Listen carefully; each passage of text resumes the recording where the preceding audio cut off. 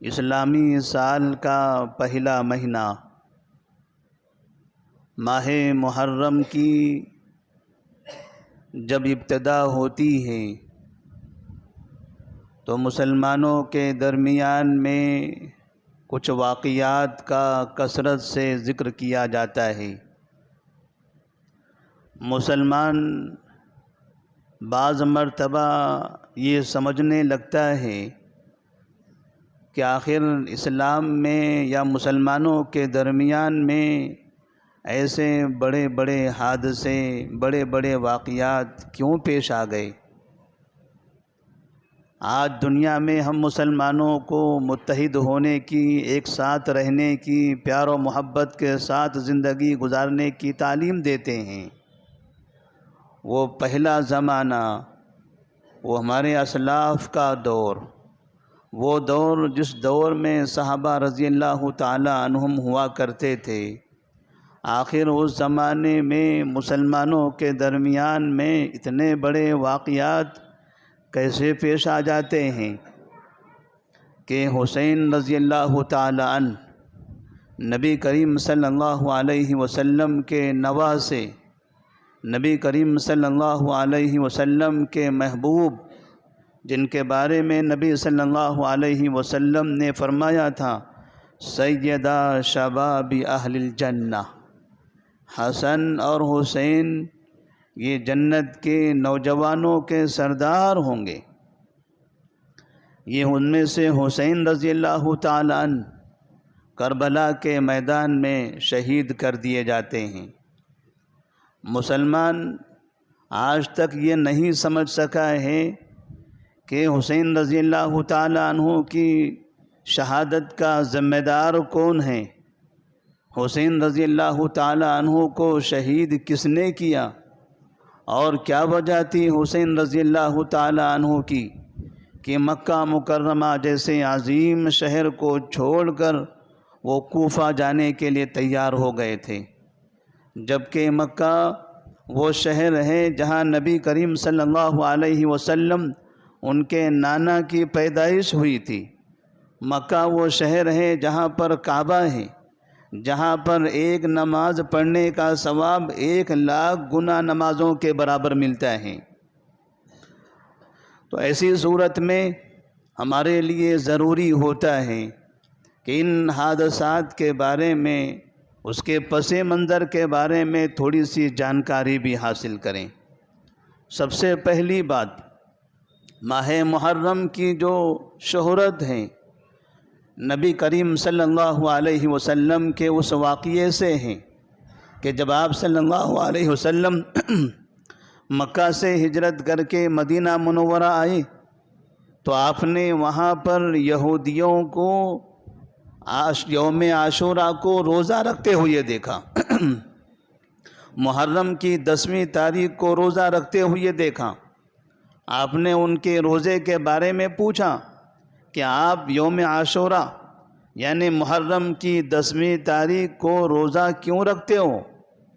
تو انہوں نے کہا کہ اس دن اللہ تبارک و تعالی نے ہمارے نبی موسیٰ علیہ السلام اور ان کی قوم بنو اسرائیل کو فرعون سے نجات دی تھی۔ جب فرعون نے ان کا پیچھا کیا اور یہ ساری کی ساری قوم اپنی جان بچاتے ہوئے بھاگنے لگے تو سامنے سمندر آ گیا۔ اب بھاگنے کا کوئی راستہ نہیں تھا، اپنی جان بچانے کا کوئی راستہ نہیں تھا، تو اللہ تبارک و تعالیٰ نے موسیٰ علیہ السلام سے کہا اے موسیٰ اپنی لاٹھی کو سمندر پر مارو، اور اس کے بعد سمندر میں 7 راستے بن گئے۔ سمندر ایک ایسی چیز ہے، ایسی جگہ ہے جہاں راستے نہیں ہوتے، جس کے اندر چلنے کے لیے زمین نہیں ہوا کرتی۔ اللہ تبارک و تعالیٰ نے وہ پانی کو وہاں سے ہٹا دیا اور زمین نما راستہ بنا دیا۔ ان 7 راستوں سے موسیٰ علیہ السلام اور ان کی قوم سمندر پار کرتی ہیں اور فرعون سے اپنے آپ کی حفاظت کر لیتی ہے۔ یہ جو دن تھا، اس دن موسیٰ علیہ السلام کو بڑی خوشی ہوئی اور انہوں نے اس دن روزہ رکھا تھا، اللہ تعالیٰ کا شکر ادا کرتے ہوئے کہ اللہ تبارک و تعالیٰ نے مجھے اور میری قوم کو ایسی بڑی مصیبت سے نجات دی، اسی لیے ہم بھی روزہ رکھتے ہیں۔ تو نبی کریم صلی اللہ علیہ وسلم نے فرمایا انا احق بموسیٰ منکم، انا احق بموسیٰ منکم، موسیٰ تو ہمارے بھائی ہیں، وہ نبی تھے، ہم بھی نبی ہیں، لہٰذا موسیٰ علیہ السلام کو خوشی ہوئی، انہیں اس مصیبت سے نجات ملی، انہوں نے اس خوشی پر اللہ کا شکر ادا کرتے ہوئے روزہ رکھا، تو ان کے اس طریقے پر عمل کرنے کے زیادہ حقدار تو ہم ہیں، لہذا آپ صلی اللہ علیہ وسلم نے روزہ رکھا، وَأَمَرَ بِصِيَامِهِ، اور پھر آپ نے اپنی امت کو اس دن روزہ رکھنے کا حکم دیا۔ پھر آپ صلی اللہ علیہ وسلم فرماتے ہیں صوموا یوم عاشوراء وخالفوا فیہ الیہود وصوموا قبلہ یوما او بعدہ یوما، لوگوں یوم عاشوراء کا روزہ رکھو۔ یوم عاشوراء جو ہمارے پاس کل کے دن آنے والا ہے، آج جمعہ ہے، آج محرم کی 9 تاریخ ہے، کل 10ویں تاریخ ہے، آپ نے فرمایا لوگوں یوم عاشوراء کا، محرم کی 10ویں تاریخ کا روزہ رکھو، وخالفوا فیہ الیہود، اور چونکہ یہود بھی اس دن روزہ رکھتے ہیں تو ایسا نہ ہو کہ ہمارا یہ عمل یہودیوں کے مشابہ ہو جائے، ہم یہودیوں کی مخالفت کریں گے، لہٰذا آپ نے فرمایا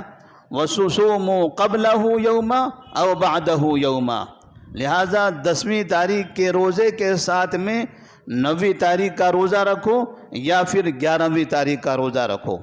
تو 10 کے ساتھ 9 کو ملاؤ یا 10 کے ساتھ 11 کو ملاؤ۔ اس طرح آپ صلی اللہ علیہ وسلم نے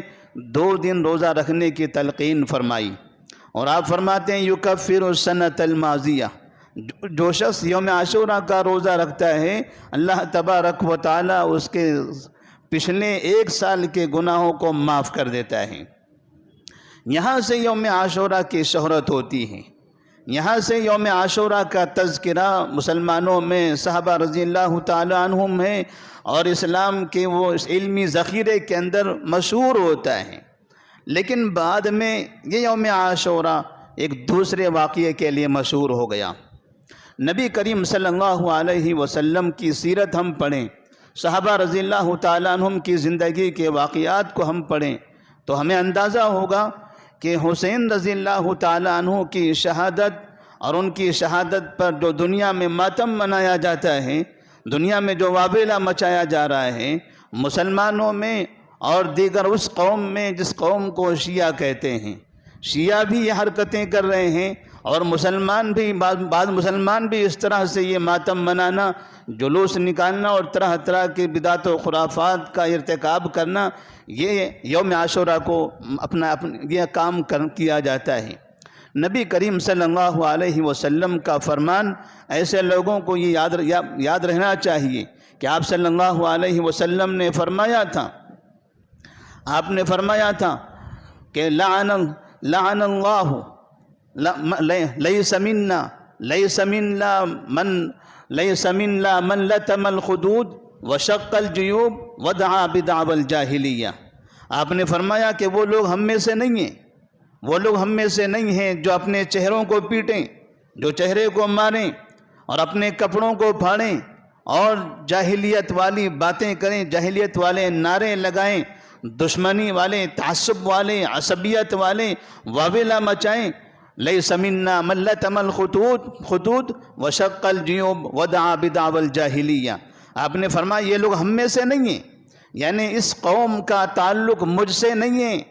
وہ میرے راستے پر نہیں ہیں، وہ میرے طریقے پر نہیں ہیں، لہٰذا زندگی میں چاہے حسین رضی اللہ تعالیٰ عنہ کی شہادت پر ہو، چاہے عثمان رضی اللہ تعالیٰ عنہ کی شہادت پر ہو، چاہے دنیا کے کسی بھی بڑے فرد کی شہادت پر ہو، چاہے ہمارے گھر کے کسی انسان کے انتقال پر ہو، اگر ماتم منایا جائے، اس طرح سینہ کوبی کی جائے، چہرے پیٹے جائیں، کپڑے پھاڑے جائیں اور ہلاکتی اور بربادی کی دعائیں اور بد دعائیں اور تمنائیں کی جائیں، کاش کہ ان سے پہلے ہم مر چکے ہوتے، فلاں برباد ہو چکا ہوتا، ہم فلاں ہو چکے ہوتے، اس طرح کی جو باتیں کرتے ہیں،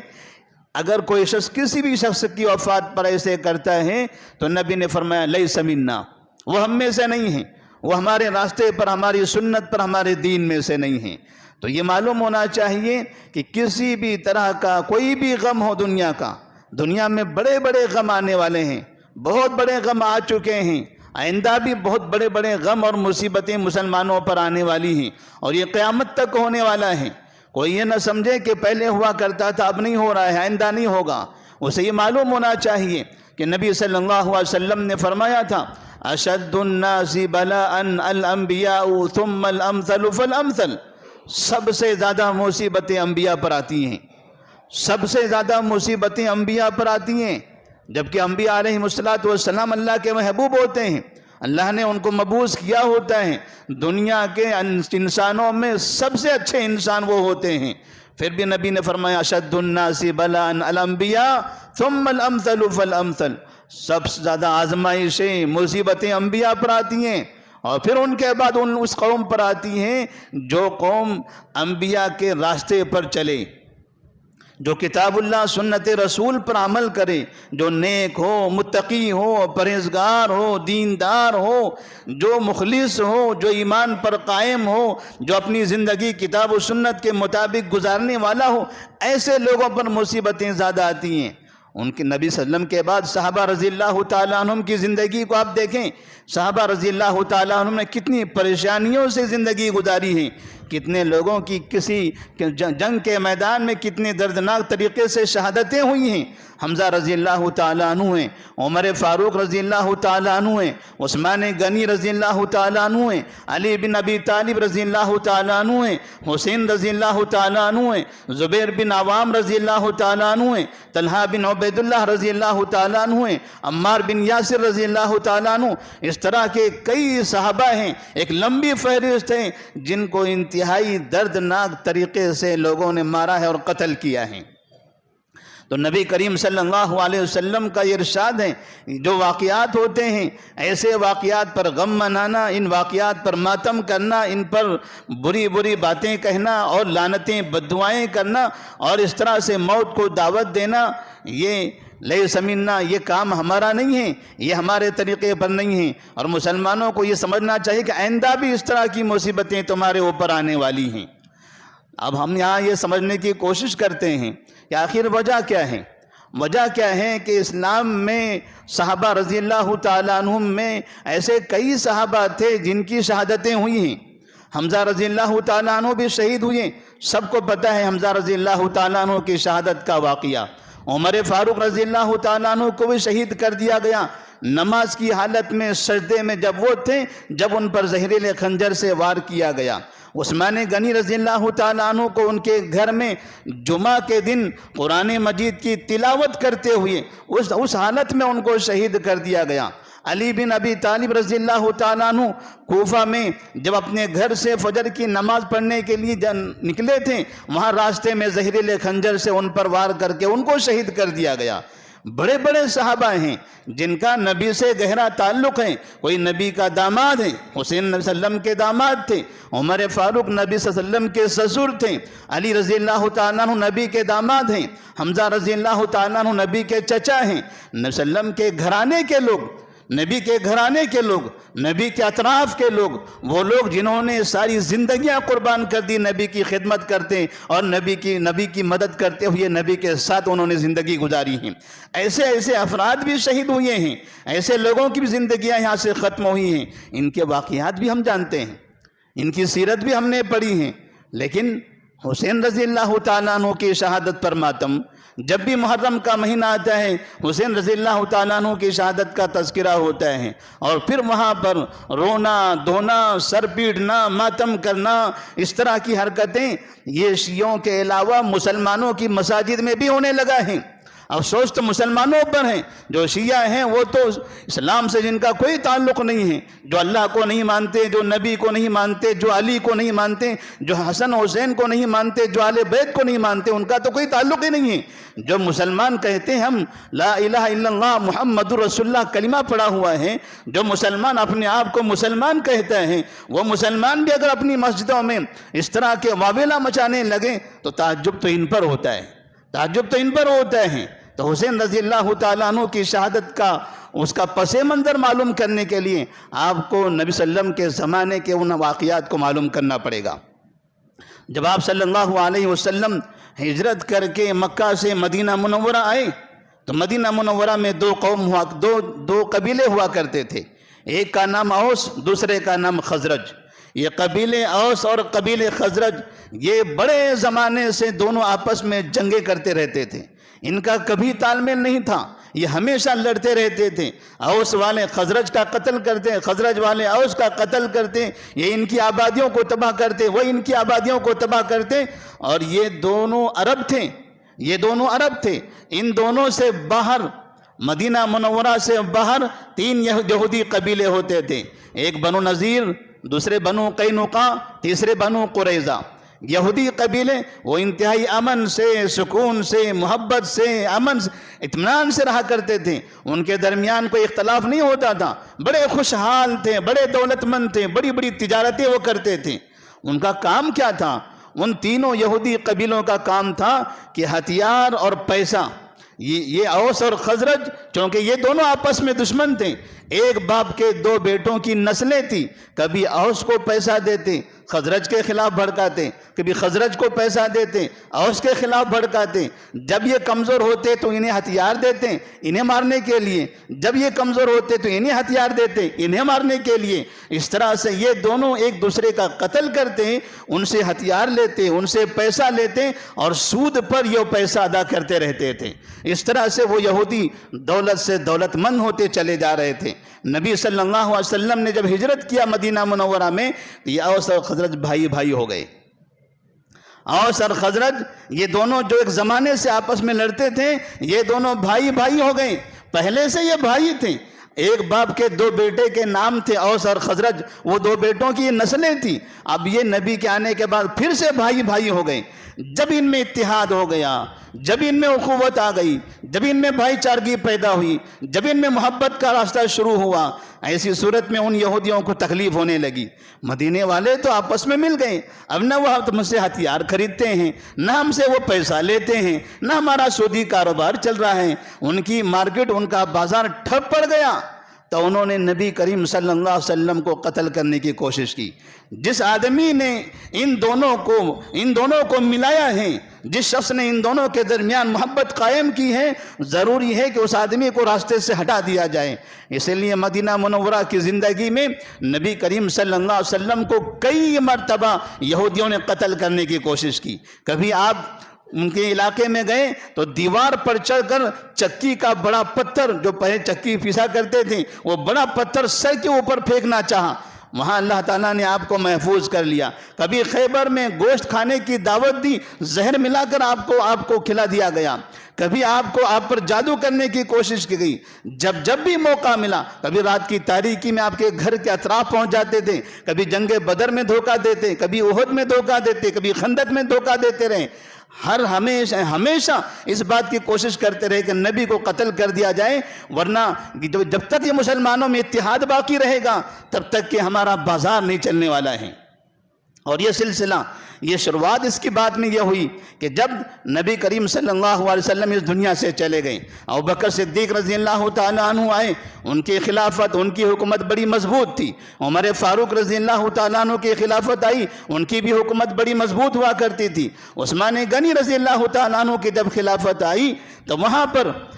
پر ان یہودیوں کو دوبارہ پھر سے مسلمانوں کو توڑنے کا موقع ملا۔ اور عبداللہ بن سبا یہودی جو یمن میں رہا کرتا تھا، اس نے دیکھا کہ لوگ عثمان اور علی دونوں کو چاہتے ہیں، عثمان اور علی دونوں کو پسند کرتے ہیں، کچھ لوگ علی کو پسند کرنے والے ہیں، کچھ لوگ عثمان کو پسند کرنے والے ہیں، اور علی آل بیت میں سے ہیں، لہذا عبداللہ بن سبا یہودی نے اس وقت دنیا کا سب سے بڑا فتنہ شروع کیا، جو فتنہ آج تک ہمارے اس شہر کے اندر بھی اور دنیا کے الگ الگ ملکوں میں بھی چلا آ رہا ہے۔ وہ فتنہ تھا آل بیت اور غیر آل بیت کا،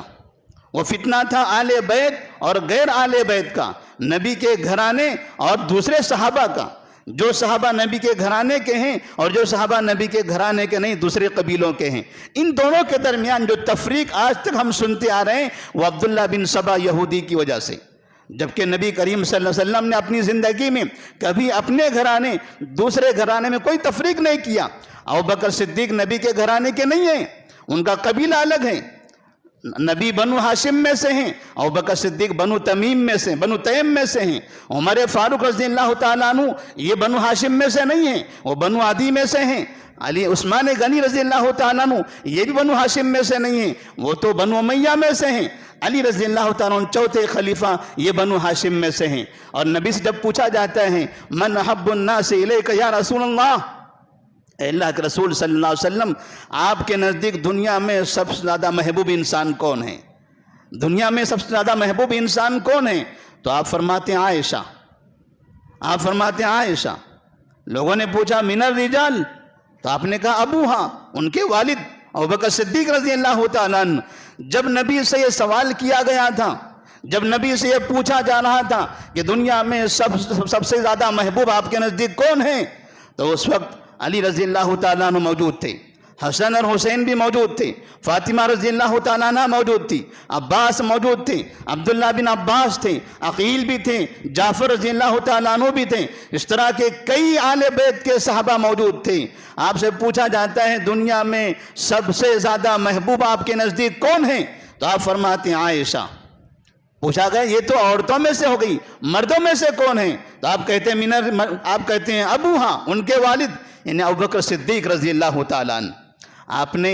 یہ آل بیت میں سے ہیں، یہ غیر آل بیت کا ہیں، ایسی کوئی تفریق نہیں کی، ایسی کوئی تفریق نہیں کی۔ ان اکرمکم عند اللہ اتقاکم، اللہ تعالیٰ نے تو قبیلے تعارف کے لیے بنائے ہیں، یہ خاندان، یہ قبیلے، یہ سب تو پہچان کے لیے ہیں، ورنہ اللہ تعالیٰ کے نزدیک ان اکرمکم عند اللہ اتقاکم ایک ہی ضابطہ ہے، جو سب سے زیادہ متقی پرہیزگار ہوگا وہی اللہ کے نزدیک سب سے زیادہ محبوب ہوگا۔ تو نبی کریم صلی اللہ علیہ وسلم نے اپنی ساری زندگی ابوبکر صدیق رضی اللہ تعالیٰ عنہ کو اپنے ساتھ رکھا۔ ابوبکر صدیق سے نبی کو بڑی محبت تھی، عمر فاروق سے نبی کو بڑی محبت تھی، عثمان غنی سے نبی کو بڑی محبت تھی، علی بن ابی طالب سے نبی کو بڑی محبت تھی، حسن حسین سے بڑی محبت تھی۔ لیکن ہمیشہ زندگی میں جب بھی کوئی معاملہ پیش آتا اپنے ساتھ ابوبکر عمر کو لے جاتے، اپنے ساتھ ابوبکر عمر کو بٹھاتے، مشورے کے لیے ابوبکر عمر سے بات کرتے، کہیں سفر کرنا ہوتا ان سے مشورہ لیا کرتے تھے۔ یہ صحابہ تھے جنہوں نے ہمیشہ مل جل کر محبت کے ساتھ بلا کسی تفریق کے، یہ فلاں گھرانے کا ہے، یہ فلاں گھرانے کا ہے، وہ فلاں قبیلے کا ہے، یہ فلاں قبیلے کا ہے، یہ مکے کا ہے، وہ مدینے کا ہے، ایسی کوئی تفریق نہیں کی۔ مسلمان سب مل کر تھے، سب مل کر تھے، کسی کے درمیان کوئی تفریق نہیں تھی۔ یہاں عبداللہ بن سبا یہودی نے سب سے پہلے عثمان غنی رضی اللہ تعالیٰ عنہ کے دور میں آل بیت اور غیر آل بیت کے درمیان تفریق کر کے مسلمانوں کا دماغ خراب کر دیا۔ اور کچھ ایسے مسلمان جو کمزور ایمان والے تھے ان کے دماغ میں آیا علی تو آل بیت میں سے ہیں، علی نبی کے گھرانے کے ہیں، عثمان نبی کے گھرانے کے نہیں ہیں، جبکہ عثمان نبی کے داماد ہیں، عثمان نبی کے داماد ہیں، ان کو ذو النورین کہا جاتا ہے۔ پھر بھی عبداللہ بن سبا یہودی نے آل بیت اور غیر آل بیت کی تفریق کر کے مسلمانوں میں ایسے انتشار پیدا کر دیا کہ لوگ علی کی محبت کا دعویٰ کرتے کرتے عثمان غنی رضی اللہ تعالیٰ عنہ کی گردن تک پہنچ گئے۔ علی کی محبت کا دعویٰ کرتے کرتے عثمان غنی رضی اللہ تعالیٰ عنہ کو انہوں نے شہید کر دیا۔ علی رضی اللہ تعالیٰ عنہ کو پتہ چلا، بڑا افسوس ہوا، بڑی تکلیف ہوئی، بہت شرمندہ ہوئے کہ ہمارے ہوتے ہوئے، ہم جیسے افراد کے ہوتے ہوئے ہمارے سردار کو، ہمارے بادشاہ کو، ہمارے حاکم کو، ہمارے خلیفہ کو، نبی کے داماد کو، ذو النورین کو ان کے گھر کے اندر جمعہ کے دن شہید کر دیا جاتا ہے۔ لیکن لوگ وہاں اندھے ہو چکے تھے، کیونکہ لوگوں کے دلوں کے اندر اب آل بیت اور غیر آل بیت کی تفریق ہو گئی تھی۔ آل بیت اور غیر آل بیت کی تفریق کی وجہ سے اب وہاں یہ ہوا کہ لوگ علی سے، حسن سے، حسین سے اور فاطمہ رضی اللہ تعالیٰ عنہم سے محبت کا اظہار کرنے لگے۔ باقی جتنے صحابہ ہیں، ابوبکر صدیق ہیں، عمر ہیں، عثمان ہیں، امہات المومنین ہیں، عائشہ صدیقہ رضی اللہ تعالیٰ عنہ ہیں، جن کے بارے میں نبی نے کہا مجھے سب سے زیادہ محبت انہی سے ہیں، ان پر بھی لعنت کیا جانے لگا۔ ابوبکر صدیق پر لعنت کرنے لگے، عمر فاروق کو گالیاں دینے لگے، عثمان غنی کو گالیاں دینے لگے، اور امہات المومنین کو گالیاں دینے لگے۔ نبی نے فرمایا تھا من سب اصحابی من سب اصحابی فعلیہ لعنت اللہ والملائکۃ والناس اجمعین، جو میرے صحابہ کو گالیاں دے، جو میرے صحابہ کو برا کہیں، جو میرے صحابہ کی شان میں گستاخیاں کریں، جو میرے صحابہ کی حکومتوں میں نکتہ چینیاں کریں، میرے صحابہ کی خلافتوں کے بارے میں بد کلامی کریں، چاہے وہ ابوبکر صدیق پہلے خلیفہ ہوں، چاہے وہ عمر دوسرے خلیفہ ہوں، چاہے عثمان تیسرے خلیفہ ہوں، چاہے علی چوتھے خلیفہ ہوں، چاہے ان کے بعد حسن رضی اللہ تعالیٰ عنہ کی خلافت ہوں، چاہے ان کے بعد معاویہ رضی اللہ تعالیٰ عنہ کی خلافت ہوں، یہ جتنے صحابہ ہیں ان صحابہ کی خلافتوں میں نکتہ چینیاں کرنے والے وہ سن لیں، نبی نے کہا تھا من سب اصحابی، جو میرے صحابہ کو برا کہے گا فعلیہ لعنت اللہ، اس پر اللہ تعالیٰ کی لعنت ہے۔ یہ نبی نے کہا ہے، یہ سید المرسلین کا فرمان ہے، نبی نے بد دعا کی ہے ان لوگوں کے لیے۔ مسلمانوں میں جو لوگ معاویہ رضی اللہ تعالیٰ عنہ کو برا کہتے ہیں انہیں معلوم ہونا چاہیے وہ نبی کے اس بد دعا کے مستحق ہیں، وہ نبی کے اس بد دعا کے مستحق ہیں۔ شیعوں میں جو لوگ یہ حرکتیں کر رہے ہیں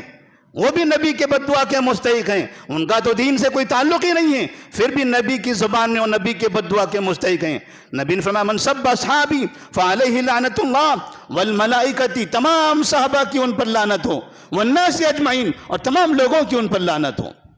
اب یہاں سے جب عبداللہ بن سبا یہودی نے مسلمانوں کے درمیان میں تفریق کرنے میں کامیابی حاصل کر لی، عثمان غنی شہید ہو گئے، علی رضی اللہ تعالیٰ عنہ اب خلیفہ بن گئے۔ علی رضی اللہ تعالیٰ عنہ کی ذمہ داری تھی کہ عثمان غنی رضی اللہ تعالیٰ عنہ کو جن لوگوں نے قتل کیا ان قاتلین کو پکڑ کر سزا دیں، انہیں قتل کریں، لیکن علی رضی اللہ تعالیٰ عنہ نہیں کر سکے، وہ نہیں کر سکے، کیونکہ جن لوگوں نے یہ حرکتیں کی تھی، یہ آل بیت غیر آل بیت کا جو تماشا جن لوگوں نے مچایا ہوا تھا، ان میں سے کچھ لوگ علی رضی اللہ تعالیٰ عنہ کی فوج میں بھی تھے، وہ علی کو ادھر سے مجبور کر رہے تھے اور ادھر سے بھی تھے، ادھر لوگوں کو بھڑکا رہے تھے کہ تم علی سے عثمان غنی کے قاتلین کا قصاص کا مطالبہ کرو، اور اس میں نتیجہ یہ ہوا کہ اس میں ہنگامہ شروع ہو گیا۔ نتیجے میں پہلی مرتبہ مسلمانوں کے درمیان جنگ ہوئی۔ وہ مسلمان جو ابھی تک کبھی رومیوں سے لڑتے تھے، کبھی فارسیوں سے لڑتے تھے، کبھی مشرکین سے لڑتے تھے، کبھی کفار سے لڑا کرتے تھے، اب وہ مسلمان آپس میں لڑنے لگے۔ پہلی مرتبہ سن 36 ہجری میں علی رضی اللہ تعالیٰ عنہ کی دور خلافت میں مسلمان میدان کے جنگ میں آمنے سامنے آ گئے۔ جنگ جمل ہوئی، پھر 37 ہجری میں جنگ صفین ہوئی، دو جنگیں مسلمانوں کے درمیان علی رضی اللہ تعالیٰ عنہ کے زمانے میں پیش آئی۔ ان دونوں جنگوں میں آپ دیکھیں، جنگ جمل اور جنگ صفین میں ادھر سے بھی وہ منافقین موجود تھے، عبداللہ بن سبا یہودی کے ماننے والے، ادھر سے بھی عبداللہ بن سبا یہودی کے ماننے والے، دونوں گروپ میں داخل ہو گئے اور آپس میں ایک دوسرے کے بارے میں غلط فہمیاں پیدا کرنے لگے۔ جنگ جمل صحابہ نے نہیں لڑی تھی، جنگ صفین صحابہ نے نہیں لڑی تھی۔ لوگ کہتے ہیں علی نے حملہ کیا، کوئی کہتا ہے معاویہ نے حملہ کیا، کوئی کہتا ہے کہ زبیر بن عوام نے حملہ کیا، کسی صحابی نے حملہ نہیں کیا تھا، نہ جمل میں اور نہ صفین میں۔ جو حملے شروع ہوئے عبداللہ بن سبا یہودی کے ماننے والے، اس کے پیروکار ادھر کچھ گھس گئے اور کچھ ادھر گھس گئے۔ جیسے ہم نے دیکھا چند دنوں پہلے کی بات ہے، ہمارے پاس چار مینار کے قریب میں جب مسلمان مکہ مسجد سے باہر نکلے تھے کسی مظاہرے میں احتجاج کرتے ہوئے، تو ان کے درمیان کافر داخل ہو گئے، ہندو داخل ہو گئے، انہوں نے مسلمانوں کی طرف سے پولیس پر پتھراؤ کیا، پولیس کو لگا کہ مسلمان پتھراؤ کر رہے ہیں، لاٹھی چارج شروع ہو گیا۔ مطلب یہ تھا کہ بس مسلمانوں کو تباہ کرنا تھا۔ اس طرح کی حرکتیں ہمارے ملک میں کئی مرتبہ ہوتی ہیں، یہ ساری باتیں ہم تو جانتے ہیں، یہی طریقہ وہاں استعمال کیا گیا۔ عبداللہ بن سبا یہودی کے پیروکار ادھر بھی آئے، انہوں نے جنگ بھڑکا دی اور اس طرح مسلمان آپس میں لڑنے لگے۔ بعد میں معاویہ رضی اللہ تعالیٰ عنہ کا دور آیا، ایسے جتنے شر پسند عناصر تھے، عبداللہ بن سبا یہودی کے تابع دار فرما بردار جتنے لوگ تھے، سب کی جڑ کاٹ دیا، کسی کے مجال نہیں رہی۔ 20 سال تک خلافت راشدہ کے بعد 20 سال تک معاویہ رضی اللہ تعالیٰ عنہ کے دور میں کبھی کسی شرپسند عناصر کے، ایسے یہ سبائی افراد کے، ان یہودیوں اور یہ دیگر دشمنان اسلام نے کسی کی ہمت نہیں ہوئی 20 سال تک کبھی مسلمانوں کے درمیان اختلاف پیدا کر سکے۔ ایسی مضبوط حکومت بنائی معاویہ رضی اللہ تعالیٰ عنہ نے، وہ معاویہ رضی اللہ تعالیٰ عنہ جن کو ہمارے مسلمانوں میں سے بعض مفکرین، بعض امیر، بعض صدر اور بعض نہ جانے کون کون سے ناموں سے دنیا میں اپنے آپ کو پہچانتے ہیں، وہ ان کی شان میں گستاخیاں کرتے ہیں، ان کی شان میں گستاخیاں کرتے ہیں، ان پر بدکلامی کرتے ہیں، ان کی خلافت کے بارے میں نکتہ چینیاں کرتے ہیں، اور موجودہ دور کی سرکاروں کی تعریف کرتے ہیں، موجودہ دور کی سرکاروں کی تعریف کرتے ہیں۔ اور معاویہ رضی اللہ تعالیٰ عنہ جیسے کاتب وحی، نبی کے قریبی انسان، وہ صحابی رسول ہیں، ان کی خلافت پر، ان کی حکومت پر نکتہ چینیاں کرتے ہیں۔ معاویہ رضی اللہ تعالیٰ عنہ نے خلافت سنبھالی، ان کے بعد ان کا بیٹا یزید خلیفہ بنا۔ یہاں سے ایک نئے مسئلے کی شروعات ہوئی۔ جب بیٹا یزید خلیفہ بنتا ہے، ایسی صورت میں اب یہاں مسلمانوں کے درمیان میں حسین رضی اللہ تعالیٰ عنہ کی ایک شکل تھی کہ حسین رضی اللہ تعالیٰ عنہ کو خلیفہ بنانا چاہیے تھا یا انہیں خلیفہ ہونا چاہیے تھا، لیکن معاویہ رضی اللہ تعالیٰ عنہ نے اپنے بیٹے کے لیے خلافت کی بیعت لی۔ عبداللہ بن عمر رضی اللہ تعالیٰ عنہ، عمر فاروق کے بیٹے نے یزید کے ہاتھ پر بیعت کیا۔ عبداللہ بن عباس رضی اللہ تعالیٰ عنہ آل بیت میں سے، عباس رضی اللہ تعالیٰ عنہ کے بیٹے، نبی کے چچا کے بیٹے، نبی کے چچیرے بھائی نے یزید کے ہاتھ پر بیعت کیا۔ اسی طرح سے محمد بن حنفیہ، علی رضی اللہ تعالیٰ عنہ کے سگے بیٹے، علی رضی اللہ تعالیٰ عنہ کے سگے بیٹے محمد اور حسین رضی اللہ تعالیٰ عنہ کے سوتیلے بھائی، یعنی باپ ایک ماں الگ الگ، حسین رضی اللہ تعالیٰ عنہ کے سوتیلے بھائی محمد بن حنفیہ نے بھی یزید کے ہاتھ پر بیعت کر لیا۔ ایسے کئی صحابہ، بعض مورخین نے لکھا ہے کہ 35 صحابہ تھے جنہوں نے ان کے ہاتھ پر بیعت کیا ہوا تھا، 35 صحابہ تھے جنہوں نے ان کے ہاتھ پر بیعت کیا ہوا تھا۔ لیکن عبداللہ بن سبا، یہودی کے فرما بردار لوگ، وہ جب دیکھ رہے تھے کہ معاویہ رضی اللہ تعالیٰ عنہ کا زمانہ بڑے اتحاد سے گزرا ہے، بڑے اتحاد سے گزرا ہے، اب وہ نہیں چاہتے تھے کہ یہاں پھر اتحاد باقی رہے۔ پھر مسلمانوں میں انتشار کرنے کے لیے حسین رضی اللہ تعالیٰ عنہ کو انہوں نے الگ سے بھڑکانا شروع کیا، اور کوفہ کی جانب سے ان کے نام پر خطوط لکھے کہ تمہیں مبارک ہو، تمہیں مبارک ہو، معاویہ کا انتقال ہو گیا ہے، آ جائیے کوفہ کی طرف، ہم آپ کو خلیفہ بنا لیتے ہیں، ہم آپ کو خلیفہ بنا لیتے ہیں۔ حسین رضی اللہ تعالیٰ عنہ آ گئے۔ عبداللہ بن زبیر نے ان کو منع کیا تھا، عبداللہ بن عمر نے ان کو منع کیا تھا، عبداللہ بن عباس نے ان کو منع کیا تھا، ابو سعید خدری رضی اللہ تعالیٰ عنہ نے منع کیا تھا، اسی طرح نعمان بن بشیر رضی اللہ تعالیٰ عنہ نے ان کو منع کیا، اے حسین کوفہ نہ جانا، حسین کوفہ نہ جانا، کوفہ کے جو شیعہ ہیں ان شیعوں نے تمہارے باپ علی کو قتل کیا ہے، ان شیعوں نے تمہارے باپ علی کو قتل کیا ہے، ان شیعوں نے تمہارے بڑے بھائی حسن کو دھوکہ دیا ہے، ان شیعوں سے کبھی تم وفاداری کی تمنا نہ کرنا۔ انہوں نے کہا اتنے خطوط آئے ہیں میرے پاس، ہو سکتا ہے شاید حالات بدل گئے ہوں۔ تمام کے تمام صحابہ، محمد بن حنفیہ حسین کے بھائی، وہ بھی سامنے آ گئے، کہا بھائی جان آپ کہاں جا رہے ہو؟ آپ کو نہیں پتا ہمارے باپ کا انہوں نے قتل کیا ہے، آپ ان پر بھروسہ کرتے ہو، نہ جائیں کوفہ والوں کے پاس۔ اس کے باوجود حسین رضی اللہ تعالیٰ عنہ کوفہ چلے گئے۔ کوفہ میں قریب جانے کے بعد جب انہیں پتا چلا کہ بات وہی صحیح ہے جیسے میرے صحابہ نے کہا تھا، جیسے میرے ساتھیوں نے کہا تھا، جیسے مکہ کے لوگوں نے کہا تھا، جیسے مدینہ کے لوگوں نے کہا تھا کہ وہ دھوکے باز لوگ ہیں، جب آپ قریب پہنچے ہیں تو آپ کو پتا چلا عبید اللہ بن زیاد کا لشکر آپ کو قتل کرنے کے لیے آیا ہوا ہے۔ آپ نے ان لوگوں سے کہا، ان کی فوج میں دیکھا، ان لوگوں کے نام پکار کر کہا تم نے تو مجھے خط لکھا تھا؟ انہوں نے کہا ہاں۔ تم نے مجھے خط لکھا تھا؟ انہوں نے کہا ہاں۔ تم نے مجھے خط لکھا تھا؟ کہا ہاں۔ پھر خط لکھ کر تم مجھے یہاں بلاتے ہو اور تلواریں لے کر تم ہی میرے سامنے کھڑے ہوتے ہو؟ کہا ہاں، خط تو ہم نے ہی لکھا تھا اور تلواریں بھی ہمارے ہاتھ میں تمہارے خلاف ہیں۔ حسین رضی اللہ تعالیٰ عنہ سمجھ گئے بات تو بالکل صحیح تھی کہ کوفہ کے جو شیعہ تھے جنہوں نے علی کو قتل، میرے باپ کو قتل کیا، آخر وہ دھوکے باز ہمیشہ دھوکے باز رہنے والے۔ یہاں انہوں نے حسین رضی اللہ تعالیٰ عنہ نے ان لوگوں سے کہا ٹھیک ہے میں یہاں پر آ گیا ہوں، اب میں یہاں سے یزید کے پاس جانا چاہتا ہوں، مجھے یزید کے پاس جانے دو، میں اس کے ہاتھ پر بیعت کر لوں گا، میں آپ سے لڑنا نہیں چاہتا اور نہ میں کوفہ میں داخل ہونا چاہتا ہوں۔